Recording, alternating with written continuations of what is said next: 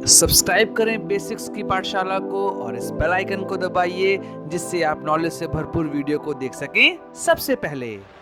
जैसा कि आप लोग देख रहे हैं कि अम्फन साइक्लोन धीमे धीमे उड़ीसा के तट पर बढ़ता चला जा रहा है। इस तूफान की गति 175 किलोमीटर प्रति घंटा से 200 किलोमीटर प्रति घंटा तक मानी जा रही है और इससे काफ़ी ज़्यादा जान माल के नुकसान होने की संभावना व्यक्त की जा रही है। हाल के दिनों में साइक्लोन जो है बे ऑफ बंगाल में बहुत ज़्यादा ओरिजिनेट हो रहे हैं, जिससे कि Thailand, Myanmar, Sri Lanka, India, Bangladesh, Maldives के क्षेत्र जो है वो बहुत ज़्यादा प्रभावित हो रहे हैं। लेकिन आपने चीज़ और नोटिस की होगी कि हर बार जब साइक्लोन ओरिजिनेट होता है तो उनका नाम अलग अलग रखा जाता है। और एक चीज़ और ध्यान रखा होगा आप लोगों ने कि साइक्लोन के ओरिजिनेट होने की आने का एक पर्टिकुलर सीज़न होता है। खासकर ये अप्रैल से मई के बीच में ज़्यादा आते हैं और अगर हम लोग चले साल के अंत में तो वहाँ पे आपको अक्टूबर नवंबर में साइक्लोन आने की संभावना दिखाई देती है। ज़्यादा आपको साइक्लोन वहाँ पे आते हुए दिखाई देते हैं। तो इस वीडियो में हम बात करेंगे इन्हीं सारे टॉपिक के बारे में। तो फिर नमस्कार दोस्तों, मैं सुधांशु, आप देख रहे हैं बेसिक्स की पाठशाला।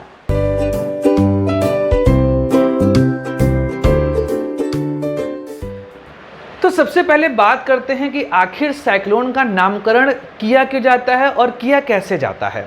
तो किया क्यों जाता है ये समझिए। जनरली अगर आप देखें, ह्यूमन का एग्जाम्पल लेता हूँ तो ढेर सारे ह्यूमन हैं। विश्व की जनसंख्या 750 करोड़ है। तो आप किसी भी एक पर्टिकुलर पर्सन को पहचानते कैसे हैं? क्या आप उसका हर समय चेहरा और नैन नक्शा याद रख सकते हैं? संभव नहीं होता। तो सामान्य तौर पर किसी को याद रखना या उसके बारे में सूचित करने के लिए आप उसको एक नाम डिनोट करते हैं। तो यही कार्य किया जाता है जब हम साइक्लोन की बात करते हैं। तो साइक्लोन का नामकरण किया जाता है जिससे उसको पहचानने, उसके संबंधी जो भी सूचना देना है उसमें आसानी हो सके, इसलिए नामकरण किया जाता है साइक्लोन का। इसके इतिहास में चले तो अटलांटिक ट्रीटी के थ्रू 1953 में अमेरिका के ईस्टर्न कोस्ट पे आने वाले साइक्लोन को हरिकेन कहा जाता है। अब हर बार आप हरिकेन कहेंगे तो उसके थ्रू आप उसके अलग अलग कैटेगरी को आइडेंटिफाई नहीं कर पाएंगे। इस वजह से उनका नामकरण किया गया जिससे लोगों को वो नाम जल्दी से याद हो सके। तो वहाँ पर शुरुआत में महिलाओं के नाम पर इनका नामकरण किया जाता था, लेकिन हाल के सालों में एक मेल और एक फीमेल वहाँ पर नामकरण किया जाता है। थोड़ा सा और आगे बढ़ें और हम चलें ऑस्ट्रेलिया की तरफ, तो वहाँ पे ओरिजिनेट होने वाले साइक्लोन को विली विली कहा जाता है, लेकिन वहाँ पर भी साइक्लोन का नाम रखा जाता है। शुरुआती दौर में ये नाम वहाँ के भ्रष्ट नेताओं के नाम पे रखा जाता था। इसी तरीके से 2004 में भारत और उसके आसपास के क्षेत्रों में भी साइक्लोन के नाम रखने का जो प्रक्रिया है वो शुरू किया गया। यहाँ पर एक चीज़ समझिए कि विश्व में टोटल 6 RSMC जिसे कहा जाता है रीजनल स्पेशलाइज्ड मेट्रोलॉजिकल सेंटर हैं, जिनका ये काम होता है कि वो अपने अपने रीजन में जो भी ओशियन है उससे ओरिजिनेट होने वाले साइक्लोन के नाम को रखें। तो यही काम यहाँ पर Bangladesh, Bharat, Myanmar, Thailand, Oman, Maldives, Sri Lanka और पाकिस्तान, ये सारे उत्तरी हिंद महासागर में ओरिजिनेट होने वाले साइक्लोन का नाम रखते हैं। हर बार एक अलग देश नाम रखता है साइक्लोन का। जैसे इस बार का अम्फन जो है वो नाम दिया है साइक्लोन का थाईलैंड ने। और यहाँ पर ध्यान रखिए कि इंडियन मेट्रोलॉजिकल डिपार्टमेंट जो कि इन सब का सेंटर है वो 169 साइक्लोन के नाम की लिस्ट जारी किया था कुछ दिनों पहले, और उसी में अम्फन जो है वो नाम यूज़ नहीं किया गया था। इस वजह से इस नाम को इस बार उपयोग किया गया है। चलिए अपने दूसरे पॉइंट पे आते हैं। दूसरा पॉइंट ये है कि आखिर साइक्लोन जनरेट क्यों होता है। और दूसरा चीज़ आपने देखा होगा कि अगर बे ऑफ बंगाल का साइक्लोन जनरेट होता है तो वो हमेशा ईस्ट से वेस्ट की तरफ चलता है। और यहाँ पर ये सारे रीज़न क्यों है इसी के बारे में चलिए हम लोग डिस्कस करते हैं, और थोड़ा सा मैं आपको टेक्निकल एस्पेक्ट भी बताऊँगा। और जो जो वीडियोज़ इससे रिलेटेड हैं उनके लिंक मैं आपको नीचे डिस्क्रिप्शन में दे दूँगा। तो चलिए आपको मैं दिखाता हूँ आखिर साइक्लोन का ओरिजिनेशन किस तरीके से होता है। तो यहाँ पर आप लोग को मैं समझाता हूँ कि आखिर किस तरीके से साइक्लोन ओरिजिनेट होते हैं। जैसा कि आपको पता है, अगर ये हमारा इक्वेटर है, ये हमारा 0 डिग्री है, और सन जब नॉर्थ की तरफ शिफ्ट होता है दैट मीन्स वो ट्रॉपिक ऑफ कैंसर की तरफ जाता है। ये हमारा ट्रॉपिक ऑफ कैंसर है 23.5 डिग्री नॉर्थ। तो ये ध्यान रखिए कि हर महीने पे, जैसा कि आपको पता है कि सन मार्च में 22 मार्च को इक्वेटर पे होता है, 22 मार्च को ये सन आपका इक्वेटर पे होता है और ये हर महीने में अप्रॉक्सीमेटली 8 डिग्री की शिफ्टिंग करता है। मतलब अगर ये मार्च है तो अप्रैल में यहाँ पर होगा, मई में यहाँ पर होगा और जून में यहाँ पर होगा। 21 जून को आपको पता है समर सॉल्स्टिस होता है, मीन्स नॉर्दर्न हेमिस्फीयर में लॉन्गेस्ट डे होता है। तो यहाँ पर इस समय सन जो है वो यहाँ पर होगा मई में, क्योंकि मई चल रहा है तो सन यहाँ पर होगा 8 डिग्री का शिफ्टिंग के साथ। अब ये जब शिफ्ट होगा तो आपको ये पता है कि वर्ल्ड में प्रेशर बेल्ट होती हैं, प्रेशर बेल्ट भी शिफ्ट करेंगी। तो जब प्रेशर बेल्ट भी शिफ्ट करेगी तो उस तरीके से जैसे आपको पता है कि सदर्न साइड पे ट्रेड विंड चलती है, तो वो ट्रेड विंड ऐसे चलती है।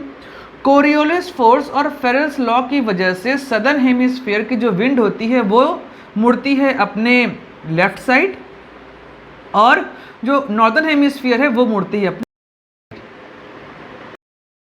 आपकी मूव होती है, मतलब ये विंड ऐसे चलेगी।